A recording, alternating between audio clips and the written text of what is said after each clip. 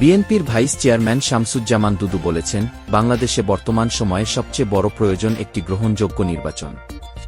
এ নির্বাচনের প্রত্যাশায় দীর্ঘ ১৬-১৩ বছর ধরে আন্দোলন সংগ্রামে অনেক তরুণের প্রাণ ঝরে গেছে। লক্ষাধিক নেতাকর্মীর নামে মামলা হয়েছে এবং গণতন্ত্র রক্ষায় মানুষ নির্বাসিত জীবনযাপন করছে। শুক্রবার ১৯ সেপ্টেম্বর জাতীয় প্রেস ক্লাবের সামনে আয়োজিত প্রতীকী যুব সমাবেশে তিনি এসব কথা বলেন। এদিকে সুদানের দারফুর অঞ্চলের এল ফাশার শহরে ফজরের নামাজ চলাকালে একটি মসজিদে ক্ষেপণাস্ত্র হামলায় অন্তত ৮৪ জন নিহত হয়েছেন। শুক্রবার ১৯ সেপ্টেম্বর ভোরে আধাসামরিক র্যাপিড সাপোর্ট ফোর্সেস আরএসএফ এ হামলা চালায় বলে স্থানীয় চিকিৎসক ও সাহায্যকর্মীরা নিশ্চিত করেছেন। নিহতদের মধ্যে নারী ও শিশু রয়েছে।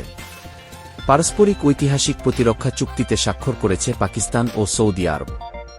পারমাণবিক অস্ত্রধারী প্রতিবেশী পাকিস্তানের সঙ্গে সৌদির এই চুক্তি নিয়ে প্রতিক্রিয়া জানিয়েছে ভারত। শুক্রবার সাপ্তাহিক প্রেস ব্রিফিংয়ের সময় ভারতের পররাষ্ট্র মন্ত্রণালয়ের মুখপাত্র রণধীর জয়সওয়াল এ নিয়ে সরকারের অবস্থান তুলে ধরেন।